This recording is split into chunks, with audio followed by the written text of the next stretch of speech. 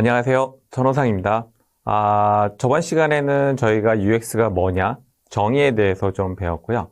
이번 시간에는 이제 UX 다음 스텝으로 넘어가서 UX를 잘 하기 위해서 어떤 것들을 알아야 되는지, 기본적으로 알아야 될 뭐 이런 텀이나 뭐 정의, 이런 것들에 대해서 좀 많이 살펴보도록 하겠습니다. 첫 번째 저희가 많이 하는 것 중에 하나가 리서치인데요. 여기 보시면 크게 UX 디자인의 영역이 둘레여서 7개 정도로 제가 디파인을 했습니다. 제가 한 건 아니고요.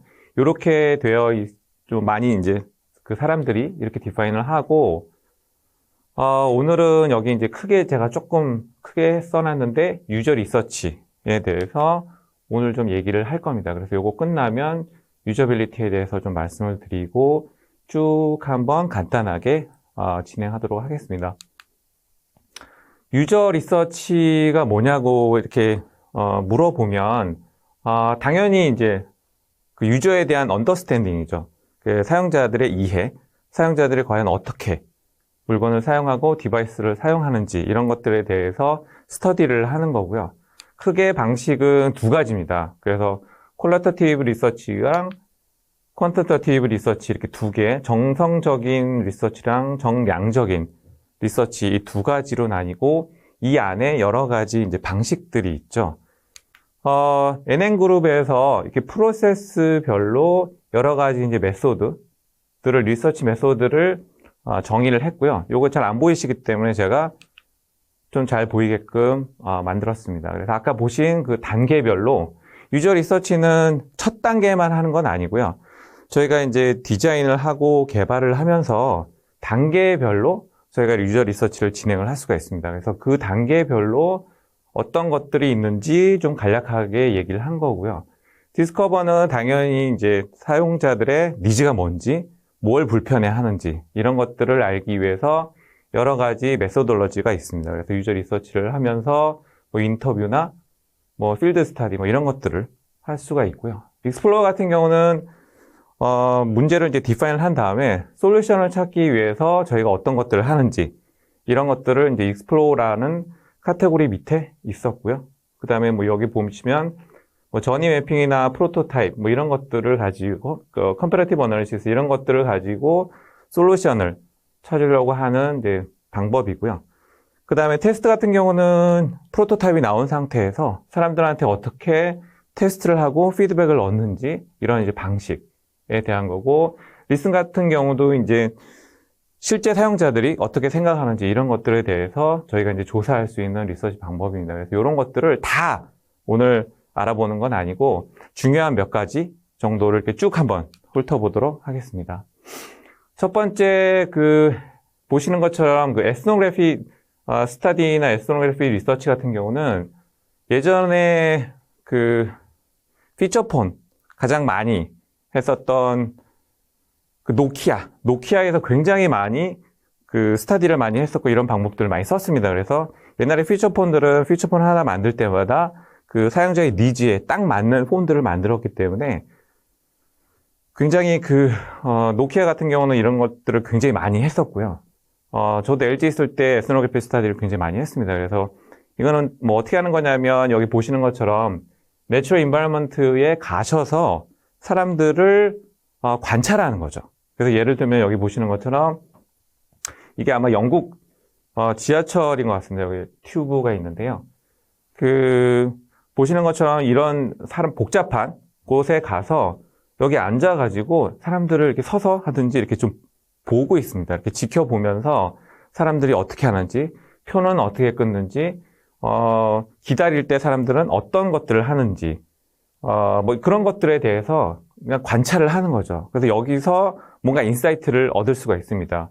그리고 스타벅스 같은 이런 뭐 커피숍 같은 데 가서 커피 한 잔 시켜놓고 앉아가지고 여기 있는 사람들이 어떻게 커피숍에서 뭘 하는지, 컴퓨터를 쓴다면 컴퓨터를 어떻게 쓰는지, 뭐 이런 것들에 대해서 뭐 스마트폰을 한다면 몇 명이서 스마트폰을 하고 어떤 걸 하는지, 뭐 이어폰을 쓰는지 안 쓰는지 이런 것들에 대해서 내추럴 인바이러먼트, 그러니까 뭔가 인공적이지 않고 자연스러운 것들을 관찰하면서 거기서 뭔가 인사이트를 얻을 수 있는 이제 그런 것들이 있고요. 저희가 많이 했던 것 중에 하나가 이제 지하철 같은 데서 쉽게 이제 보실 수 있는데요. 여기 보시는 것처럼 지하철은 저 같은 경우는 이제 뭐 아무래도 직업이 그래서 많이 봤습니다. 그래서 지하철을 보면 사람들이 어떻게 생활 형태가 변하는지, 커뮤팅 형태가 어떻게 변하는지 이런 것들을 좀 알 수가 있는데요. 2010년에는 보시는 것처럼 지하철이 보통 7칸입니다. 사람이 앉을 수 있는 공간이. 그래서 이때는 2010년대에는 스마트폰이 나온 시기가 얼마 안 된, 근데 3G 정도 되는 시기였고요. 이때는 사실 사람들이 그 스마트폰을 많이 사용하지는 않았습니다. 지금처럼. 그래서 이때는 책도 보고, 뭐 음악을 듣는 사람도 있고, 얘기하는 사람들도 있고, 이런 식으로 좀 많이 있었는데, 2010년대 말, 4G가 나오면서 LTE가 되면서 속도가 빨라지니까 지금 뭐 나중에 한번 보시면 아시겠지만, 7자리 모든 사람들이 다 스마트폰을 씁니다, 지금은. 그래서 안 쓰는 사람은 거의 없고요. 어른들도, 나이 드신 어른들도 요새는 스마트폰을 많이 쓰시기 때문에, 여기 보시는 것처럼 거의 모든 사람들이 다 지하철에서는 스마트폰을 쓰고 있다라고 보시면 됩니다. 그래서 여기서 또 얻을 수 있는 것들이 많이 있기 때문에, 그럼 이런 사람들을 위해서 뭘 할 수 있는지, 뭐 이런 것들도 다 에스노그래피 스터디에 들어가는 것입니다. 두 번째로, 유저 인터뷰가 있습니다. 유저 인터뷰는 크게 한 3가지 정도 방식이 있는데요. 여기 같은 경우는 이제 원언원이죠. 한 사람이, 그 인터뷰어가 인터뷰를 보면서 물어보는, 궁금한 것들을 이제 물어보는 것들인데요.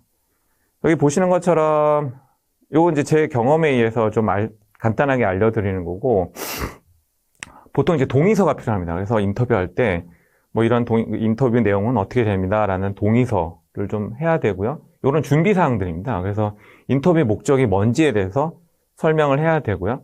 그 다음에 어떤 순서로 어떤 내용을 하겠다라고 먼저, 인터뷰한테 이제 알려드려야 됩니다. 그래서 그런 것들이 있고, 또 질문지는 인터뷰어가 이제 준비를 해야겠죠. 그 다음에 이제 녹음기 같은 경우는 하나 있어야 되고요. 동영상 촬영을 위해서 이쪽 정도에서 이 화면에 보시면 뭐 왼쪽 정도에서 그 레코딩 할 수 있는 뭐 카메라 같은 거 설치하셔가지고 녹음하시는 게 나중에 좋고요. 그 다음에 1시간이 넘어가면 썩 좋지는 않습니다. 왜냐하면 그 인터뷰 자체도 이제 그 집중력이 떨어지기 때문에 한 그 정도 선으로 하면 될 것 같고요. 그리고 요 가장 중요한 것 중에 하나가 이 정답이 없음을 강조를 하는 게 좋습니다. 왜냐하면 보통 인터뷰를 하시는 분들은 본인이 그렇지 않아도 정답을 말하는 경향이 좀 있습니다. 그래서 본인은 꼭 그렇지 않지만 왠지 이래야 될 것 같이 또 답변을 하는 수가 있기 때문에 이런 그 인터뷰에는 정답이 없음을 강조하시고 솔직하게 말씀해 주세요라고 꼭 여러 번 얘기를 해야지 인터뷰에 대한 좋은 결과를 좀 얻을 수가 있고요. 두 번째 같은 경우는 포커스 그룹 디스커션이라고 해서 포커스 그룹 인터뷰라고도 하고요. 여러 명을 데리고 하는 거죠. 모시고 뭐 이런 공간에서 이렇게 할 수가 있고요. 요건 이제 제가 예전에도 그룹 인터뷰를 좀 했던 장면인데, 이런 경우는 사실은 패실리테이터의 역할이 굉장히 중요합니다. 그래서 이 그룹 디스커션을 어떻게 리드를 할지, 이런 것들에 대해서 좀 중요한 역할을 할 수가 있고요. 굉장히 조심해야 될 부분은 꼭 이렇게 오시면은 그 목소리 큰 사람들이 계십니다. 그래서 강조하는 사람들이 계시기 때문에 그 영향을 좀 받습니다. 주위에 계신 분들이. 그래서 그런 것들도 감안을 좀 하셔야 돼요. 그래서 질문을 하고 또 목소리가 크다 싶으면 또 다른 분한테 넘겨야 되고, 계속 그분한테만 하면 이 사람들이 좀 인플루언스 좀 받기 때문에 좀 피하셔야 됩니다. 그래서 그런 것들 좀 조심하셔야 되고요. 요런 거 같은 경우는 포커스 그룹 같은 경우는 이제 타겟 어디언스를 대표하기 때문에 인사이트를 얻기가 좋죠. 그래서 이분들이 다 자기의 경험을 얘기하기 때문에 얘기하다 보면 까먹는, 그러니까 원언원 같은 경우는 본인 얘기만 하고 까먹을 수도 있지만 그룹 디스커션 같은 경우는 자기가 몰랐던 거를 다른 사람이 이렇게 트리거를 해주면은 그거에 대해서 또 얘기를 할 수가 있기 때문에 많은 얘기가 나옵니다. 그래서 굉장히 좋은 방법 중에 하나고요.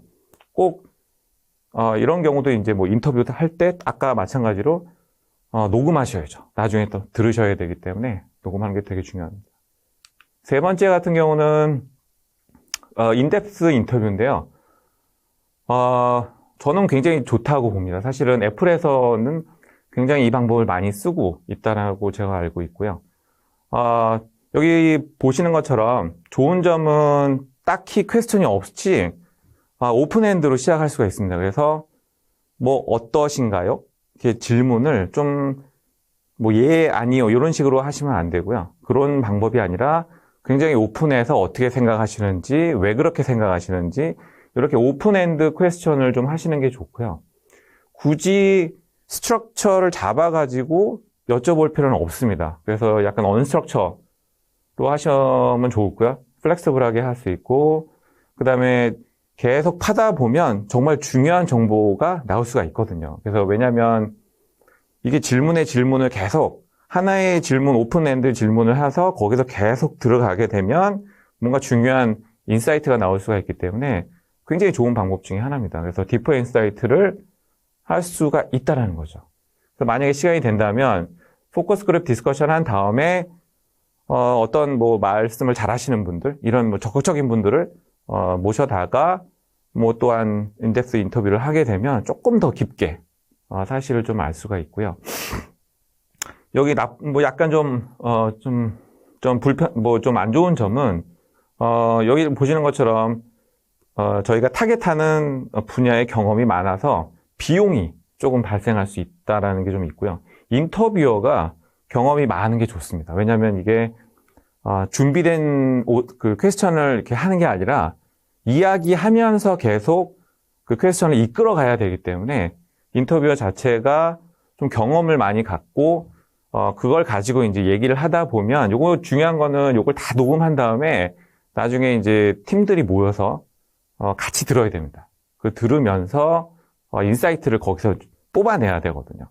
UX 디자인의 가장 큰 역할 중에 하나가 이렇게 리서치를 하면서 인사이트, 중요한 부분, 약간 그냥 지나갈 수도 있지만 모르는 거일 수도 있지만 그걸 자꾸 파고 들어가서 뭔가 사용자들은 모르는 인사이트를 뽑아내는 그게 굉장히 중요한 UX 디자인의 역할이기 때문에 그런 것들을 하기 위한 좋은 툴이라고 할 수 있습니다. 컨텍스처얼 인쿼리 같은 경우는 약간 인터뷰랑 비슷한데요. 여기 컨텍스처얼이라고 들어갔기 때문에 컨텍스트가 있어야 됩니다. 그래서 뭔가 그 장소에 직접 일어나는 것들을 참석해서 보면서 물어보는 뭐 이런 것들이고요. 비용이 좀 들겠죠. 왜냐하면 거기까지 가야 되니까. 그래서 만약에 프로젝트가 뭐 외국의 어떤 경우에 대해서 뭔가 문제를 해결해야 된다라고 하면 거길 가서 그 문제를 봐야 되거든요. 그래서 좀 어려운 부분이긴 한데 만약에 국내에서 이제 그런 것들이 있다고 하면 직접 가가지고 볼 수가 있죠. 예를 들면 커피숍에 가서 문제점이나 뭐 프로세스를 조금 더 향상시키기 위해서 인터뷰하는 것뿐만이 아니라 가서 한번 보는 거죠. 그래서 보면서 뭐 직접 할 필요는 없고요. 보다가 뭐 중간중간에 물어볼 수도 있습니다. 컨텍스처 인쿼리는 물어볼 수도 있지만 다 끝나고 또 물어볼 수가 있고요. 그때는 왜 했는지, 이거는 왜 하는지, 그 목적은 뭔지, 불편한 점은 어떤 것들이 있는지, 뭐 이런 것들에 대해서 직접 그 환경에 가서 물어보는 거죠. 그래서 그런 이제 인터뷰를 직접 가가지고 하는 그 컨텍스처 인쿼리가 있는데 저는 이제 개인적으로 굉장히 좋은 방법이라고 생각합니다. 왜냐하면 인터뷰 하시는 분들이 자기가 모르는 것들을 사실은 얘기를 할 수가 있고 인터뷰하는 것보다 직접 하다가 겪는 거기 때문에 비용은 좀 들지만 저는 효과는 굉장히 좋은 방법으로 저는 이제 많이 쓰고 있습니다. 스테이크홀더 인터뷰는 정말 중요합니다. 이게 이제 프로젝트를 에이전시나 이런 쪽에서 이제 일하시는 분들은 클라이언트의 요청 사항이 뭔지를 정확히 아는 게 가장 중요하거든요. 그래서 이 프로젝트의 성공 여부를 판단하는 기준이 꼭 파악을 하는 게 좋습니다. 그래서 비즈니스 골이 뭔지, 가장 중요한 문제는 뭔지 이런 것들에 대해서 그 클라이언트에 대해서 직접적으로 물어보고 그에 대한 답변을 얻는 게 되게 중요하고요. 보통은 이 클라이언트들이나 이 스테이크홀더들이 그 타겟 유저에 대해서 굉장히 많이 알고 있습니다. 왜냐하면 오랫동안 그 타겟 유저를 위해서 프로덕트를 만들거나 서비스를 만들기 때문에 저희 UX 디자이너들보다는 그 분야에 대해서 굉장히 그 타겟 유저에 대해서 굉장히 많이 알고 있습니다. 그래서 그 지금 타겟 유저에 대한 정보들을 궁금한 것들을 이제 물어보면 바로바로 답을 얻을 수가 있어서 굉장히 좋은 기회라고 할 수 있습니다. 그래서 꼭 한번 되신다면 가능한다면 해보는 것도 좀 좋고요.